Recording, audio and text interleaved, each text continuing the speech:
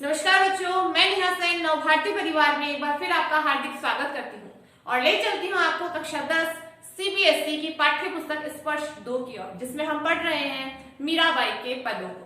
मीराबाई के पदों को पढ़ने से पहले हम मीराबाई के जीवन परिचय के बारे में जान लेते, क्योंकि हम सभी जानते हैं कि कवि के बारे में, कवयित्री के बारे में जिसकी हम रचना पढ़ने जा रहे हैं, तो उनकी रचना को पढ़ने से पहले हमें उनके व्यक्तित्व और कृतित्व के बारे में संबंध में जानना आवश्यक है, क्योंकि उससे संबंधित प्रश्न हमारी परीक्षाओं में आता है। तो चलिए पहले मीराबाई जी के बारे में, मीराबाई के पदों के बारे में और उनकी जीवन के बारे में हम थोड़ी चर्चा कर लेते हैं, जान लेते हैं। लेकिन मीराबाई का जीवन परिचय पढ़ने से पहले आप लोगों से मेरा एक प्रश्न है कि आधुनिक हिंदी साहित्य की मीराबाई किसे कहा जाता है? इस प्रश्न का उत्तर मुझे कमेंट बॉक्स में लिख के जरूर बताइएगा। मुझे आपके उत्तरों का इंतजार रहेगा और जवाब जरूर दीजिएगा।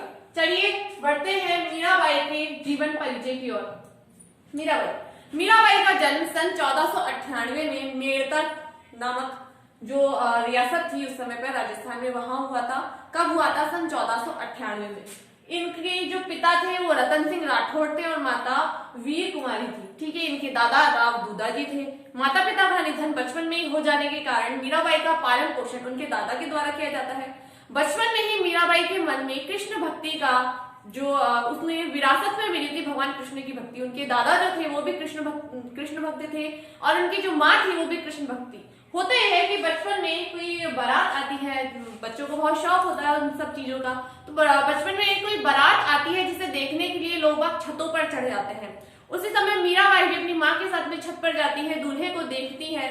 तो जब वो दूल्हे को देखती है तो वो अपनी माँ से, बचपना तो था उनमें, छोटी थी, तो माँ से पूछती है कि माँ मेरा दूल्हा कौन है? तो माँ भी उपहास करते हुए बेटी से कहती है कि वो देखो कृष्ण भगवान की मूर्ति वहां रखी होती है, तो बोलती है कि तुम्हारा दूल्हा वो है। वो बात उनके मन में इस प्रकार घर करके बैठ जाती है, गांठ बांध के वो बैठ जाती है इस बात को कि मेरे प्रियतम, मेरे पति या मेरा दूल्हा कौन है? भगवान श्री कृष्ण है। और इस बात के ऊपर वो जीवन भर कायम हुई।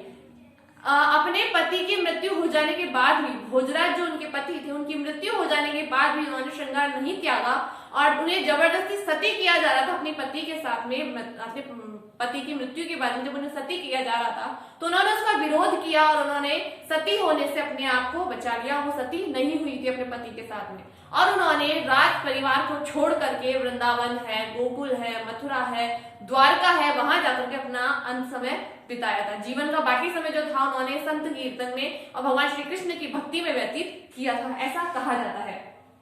इनका विवाह सन 1516 में राणा सांगा जो संग्राम सिंह जी थे उनके बेटे, बड़े बेटे भोजराज जी के साथ हुआ था। इनके गुरु कौन थे? संत कवि रैदास। रैदास जी जो थे राव दूधा जी के भी गुरु माने जाते हैं, उनके मित्र भी एक तरीके से माने जाते हैं और गुरु भी वो माने जाते हैं।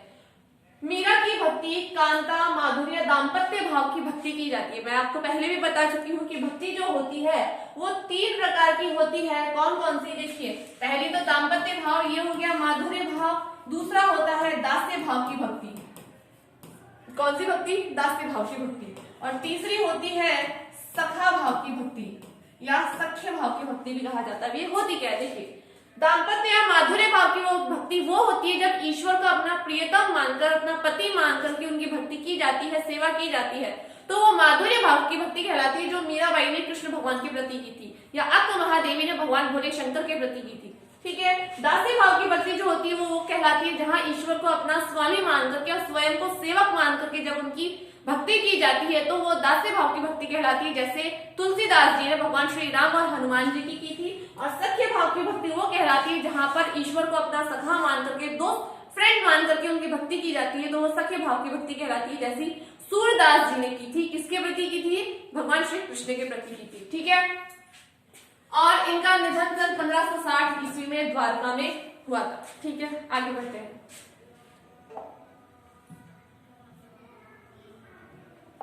इनकी रचनाएं, इनके जो काव्य ग्रंथ है वो है नरसिंह जी का मायरा, गीत गोविंद का टीका, राग गोविंद और राग सोरठ। 4 प्रमुख रचनाएं मीराबाई की मानी जाती है। नरसिंह जी का मायरा, गीत गोविंद का टीका, राग गोविंद और राग सोरठ। इसके अलावा मीरा पदावली, मीरा की मल्हार, गरबा गीत, ये सब भी इनकी रचनाएं मानी जाती हैं।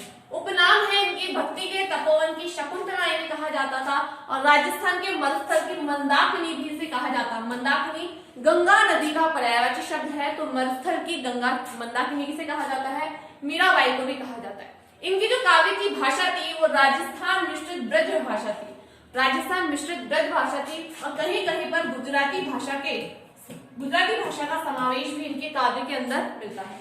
इनके काव्य की विशेषता है श्रृंगार के वियोग पक्ष का चित्रण इनके काव्य में अधिक हुआ है, क्योंकि कृष्ण से मिलने के लिए हमेशा व्याकुल रहती थी, आतुर रहती थी। हम जो पद पढ़ेंगे उनमें भी इनकी व्याकुलता साफ दिखाई पड़ेगी हमें। आगे बढ़ते हैं। एक चीज और, यहाँ पर संयोग श्रृंगार का वियोग पक्ष दिया हुआ है, तो वियोग और श्रृंगार, वियोग और संयोग दो प्रकार के श्रृंगार होते हैं। श्रृंगार क्या है, रस है, ठीक है। इसके दो भाग होते हैं, संयोग और वियोग। संयोग का मतलब होता है जब नायक और नायिका का मिलन होता है या मिलने की उत्कंठा होती है, एक तरीके से जब वो मिलते हैं तो वो कहलाता है संयोग, संयोग यानी मिलना। और वियोग यानी जब वो जुदा होते हैं, अलग होते हैं, तो उनकी क्या परिस्थिति होती है वो वर्णन कहलाता है वियोग वर्णन। तो मीराबाई कृष्ण से नहीं मिली थी, इसलिए उनके मन में क्या था, वियोग पक्ष का पूरा वर्णन उन्होंने किया है। आगे बढ़ते हैं।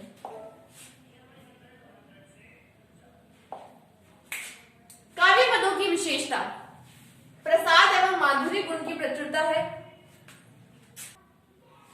तो काव्य पदों की क्या विशेषता है, इनकी प्रसाद एवं माधुर्य गुणों की प्रचुरता है। अब प्रसाद और माधुर्य गुण क्या होते हैं, देखिए प्रसाद गुण तो वो होता है जब हमें पढ़ते ही कोई रचना समझ में आ जाती है, यानी कोई पंक्ति है, कोई वाक्य हम पढ़ रहे हैं, वो पढ़ते हमें समझ में आ गए तो वो होते हैं प्रसाद गुण। और माधुर्य गुण यानी जिस रचना को पढ़ने से हमारे मन में अच्छी फीलिंग्स आती है, हमें अच्छा लगता है, मधुरता हमारे मन में उत्पन्न होती है, वहां कहलाता है माधुर्य गुण। ये पहला और दूसरा गुण काव्य के गुण होते हैं। तीसरा होता है ओज गुण। काव्य के 3 गुण होते हैं, प्रसाद गुण, माधुर्य गुण और ओज गुण। प्रसाद गुण आपको समझ में आ गया, जिस रचना को पढ़ते हमें समझ में आ जाता है वो प्रसाद गुण। जिस रचना को पढ़ने से हमारे मन में मधुरता उत्पन्न होती है, मिठास उत्पन्न होती है, वो क्या कहलाता है, माधुर्य गुण। और जिस रचना को पढ़ने से हमारे मन में उत्साह का संचार होता है, वीरता का संचार होता है, वो कहलाता है ओज गुण। ठीक है, आगे बढ़ते हैं। काव्य का प्रधान गुण है सादगी एवं सरलता। इनके काव्य की सबसे बड़ी विशेषता क्या है, सादगी और सरलता। फिर एकमात्र प्रमाणिक काव्य कृति कौन सी है, इनकी मीरा की पदावली। परंपरागत रूप से मीरा की कविताओं को पाड़ा कहा जाता है। मीराबाई की जो कविताएं हैं, जो रचनाएं हैं, जो पद हैं, उनको परंपरागत रूप से क्या कहा जाता है, पाड़ा कहा जाता है। और मीरा के पद मुक्तक गेय पद है, यानी किसी प्रकार की छंद रचना उसमें नहीं, छंद बंधन नहीं है उसके अंदर, वो मुक्तक है और गेय पद यानी उनको गाया जा सकता है। ठीक है, अब हम चलते हैं आपकी पाठ्य पुस्तक की ओर, जिसमें हम पढ़ रहे हैं मीराबाई के पदों को। हिंदी स्पर्श भाग 2, मीरा के पद। पहला पद है हमारा, देखिए, हरि आप हरो जनरी भीर, द्रौपदी री लाज राखो, आप बढ़ायो चीर, भगत कारण रूप नरहरि, धार्यो आप शरीर, बुढ़ तो गजराज राखो, काटी कुंजर पीर, दासी मीरा लाल गिरधर हरो महरी भीर। ये हमारा पद है, लेकिन हम अगर इसको एक साथ पढ़ेंगे तो हो सकता है आपके लिए समझना मुश्किल हो, तो हम इसे 2-2 पंक्तियों में विभाजित करके पढ़ते हैं। आइए,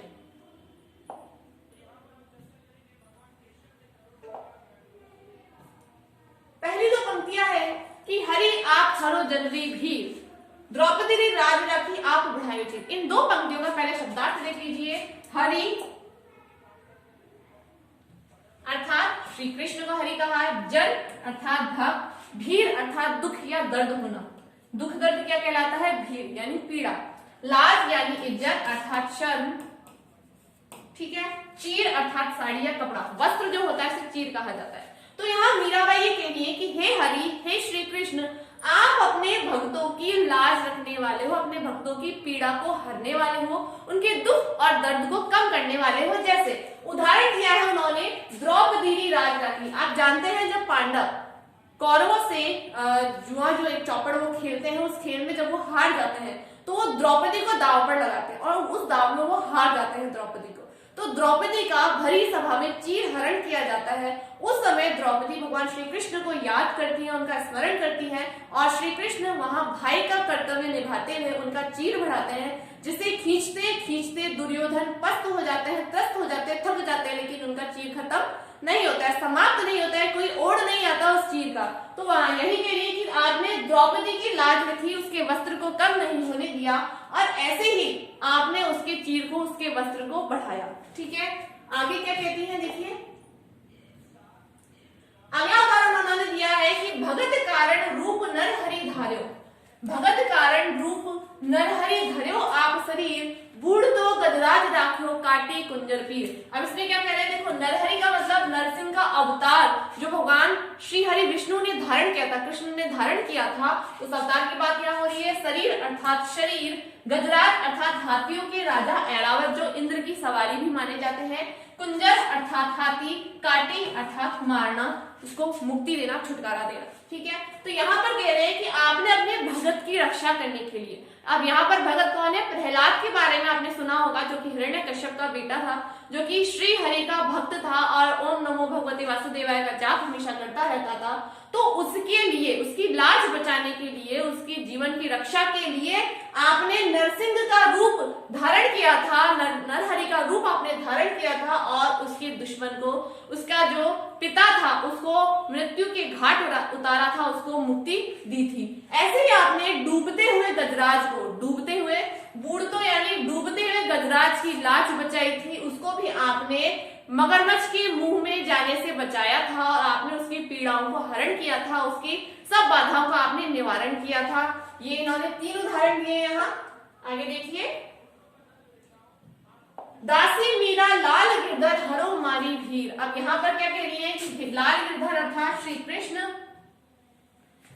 मारी अर्थात हमारी। अब यहाँ पर मीराबाई कह रही कि जैसे आपने द्रौपदी की पीड़ा का हरण किया, जैसे आपने द्रौपदी की लाज बचाई, जैसे आपने भक्त प्रहलाद की लाज बचाई, जैसे आपने डूबते हुए गजराज को बचाया, वैसे ही मैं भी आपकी दासी हूँ। हे गिरधर, हे श्री कृष्ण, मैं मीराबाई भी आपकी दासी हूँ, तो मेरी भी पीड़ा का अंत करो, मेरी भी जीवन में जो बाधाएं हैं, जो कठिनाइयां हैं, उनको भी आप दूर कीजिए। ये पहला पद था हमारा।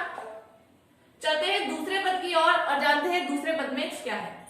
देखिए दूसरा पद है, श्याम भाने चाकर राखो जी, गिरधारी लाल भाने चाकर राखो जी, चाकर रहस्यु बाग लगास्यो नित उठ दर्शन प्रासु जी, वृंदावनवी कुंज गली में गोविंद लीला गास्यो, चाकरी में दर्शन पास्यो सुमरन पास्यो खर्ची, भाव भक्ति जागीरे प्यासु तीनों बाता सरसी।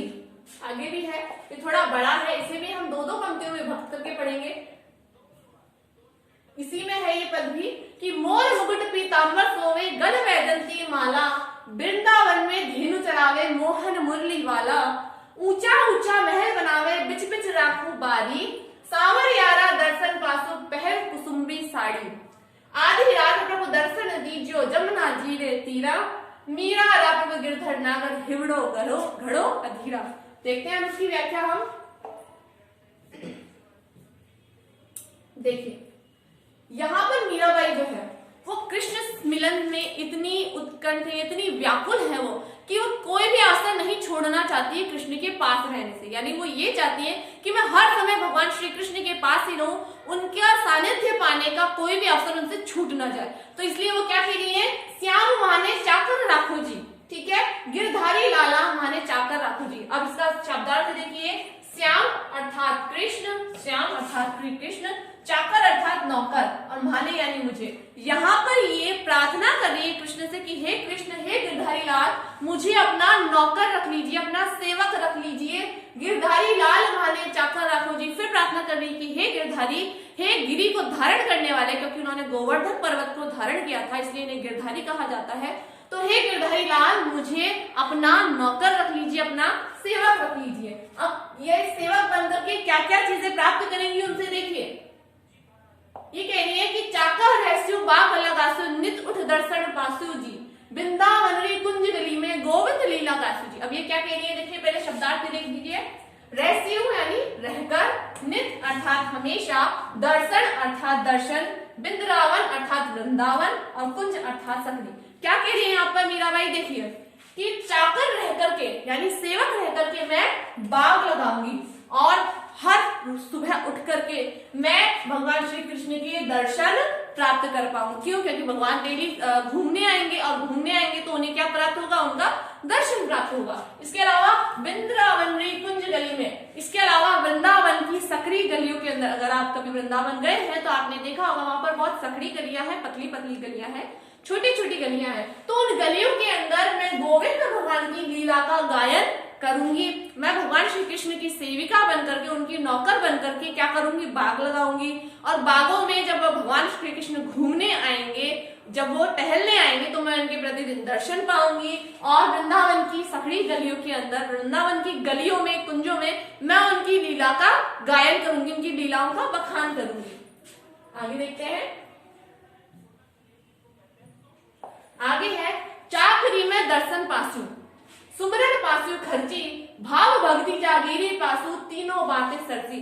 अब यहाँ पर मीराबाई ने एक महत्व बताया कि अगर मैं श्री कृष्ण की दासी रहूंगी, अगर मैं श्री कृष्ण की नौकरानी रहूंगी, सेविका बनूंगी, नौकर रहूंगी उनकी, तो मुझे 3 बातों का फायदा होगा। देखिए शब्दार्थ देख लो पहले। सुमरन अर्थात याद, सरसी यानी फायदा, और जागीरी यानी साम्राज्य, जागीरी अर्थात संपत्ति, साम्राज्य कह सकते हैं आप। क्या होता है देखो, क्या कह रही है, मुझे 3 बातों का फायदा होगा भगवान श्री कृष्ण का नौकर रहकर। देखो पहला, चाकरी में दर्शन प्राप्त। सबसे पहली बात तो मुझे नौकर रहने का प्रतिफल क्या मिलेगा, मुझे भगवान के दर्शन प्राप्त होंगे, यानी मैं उनके निकट रह सकूंगी। दूसरा, सुमरन पासु खर्ची, सुमरन के रूप में मुझे उनकी खर्ची प्राप्त हो जाएगी, यानी मुझे खर्च करने के लिए क्या मिलेगा, उनका नाम मिलेगा, उनका सुमरन मिलेगा, हमेशा उनका नाम रटते रहने का फल प्राप्त होगा। भाव भक्ति जागीरी पासु, और भाव रूपी जो भक्ति रूपी भाव है उनका, वो नित्य प्रतिदिन बढ़ता ही जाएगा। ये उन्हें जागीरी मिलेगी, यानी उनका जो दिन प्रतिदिन उनकी जो भक्ति है वो धीरे धीरे बढ़ती ही जाएगी। तो उनको 3 फायदे होंगे भगवान श्री कृष्ण के पास रहने का, उनका नौकर रहने का, उनका सेवक रहने का। ठीक है, पहला तो उन्हें क्या मिलेगा, उनके उन दर्शन प्राप्त होंगे। दूसरा, उन्हें सुमरन के रूप में खर्ची प्राप्त होगी। और तीसरा, उनकी जो भाव भक्ति है वो भक्ति रूपी भाव में दिन प्रतिदिन बढ़ोतरी होगी। आगे बढ़ते हैं। ऊंचा ऊंचा महल बनावा, बिच बिच राखू बारी, सावर यारा दर्शन पासु, पहर कुसुम्बी साड़ी। अब यहाँ पर मीराबाई क्या कह रही है, देखिए मीराबाई कह रही है कि मैं उन बगीचों के बीच ऊंचे ऊंचे महल, यानी वो कह रही है कि मैं उनकी दासी रहकर, उनकी नौकर रहकर क्या करूंगी, ऊंचे ऊंचे पहाड़ बनाऊंगी, पहाड़ों पर महल बनाऊंगी, और उन महलों के बीच में छोटे छोटे बगीचे बनाऊंगी, छोटे छोटे गार्डन बनाऊंगी। सावर यारा दर्शन पासु, पहर कुसुम्बी साड़ी। और जब वो महल से निकल करके उस वन में टहलने के लिए आएंगे, उन बगीचों में टहलने के लिए आएंगे, तो मैं पूरा श्रृंगार करके, कुसुम्बी साड़ी से क्या तात्पर्य यहाँ पर दिया उन्होंने कि मैं केसरिया रंग की साड़ी पहन करके, पूरा श्रृंगार करके, यानी अच्छी तरीके से तैयार होकर के, सज धज करके भगवान सांवरिया के दर्शन प्राप्त करूंगी। यहाँ पर इन्होंने बताया है, देखो बारी अर्थात बगीचा, पहन यानी पहनकर, सांवरिया अर्थात प्रिय श्री कृष्ण को कह रही है कि मैं ऊंचे ऊंचे महलों के बीच में एक गार्डन बनाऊंगी, बगीचे बनाऊंगी, छोटे छोटे उपवन बनाऊंगी, ताकि जब सांवरिया उसमें टहलने के लिए आएंगे तो मैं उस बगीचे के अंदर कुसुम्बी साड़ी पहन करके, केसरिया रंग की साड़ी पहन करके, श्रृंगार करके, सज धज करके भगवान सांवरिया सेठ के श्री कृष्ण के दर्शन पाने का जो लाभ है वो प्राप्त करूंगी। आगे है, आधी रात प्रभु दर्शन दीजियो, जमुना जी रे तीरा, मीरा प्रभु गिरधर नागर, हिवड़ो गढ़ो अधीरा। अब यहाँ पर जो मीराबाई है उनका हृदय बहुत व्याकुल हो रहा है। क्यों व्याकुल हो रहा है, क्योंकि उन्हें श्री कृष्ण से दूरी जो हो रही है वो उन्हें पीड़ा दे रही है। तो वो क्या कह रही है, देखिए कि पहले देखिए शब्दार्थ देख लेते हैं इनके।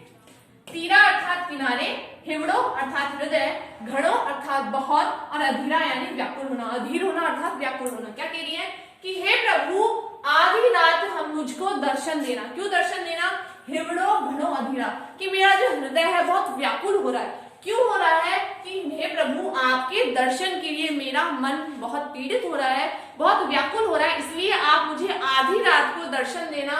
और कहाँ देना, उसी जमुना जी की तीर के किनारे मुझे दर्शन देना।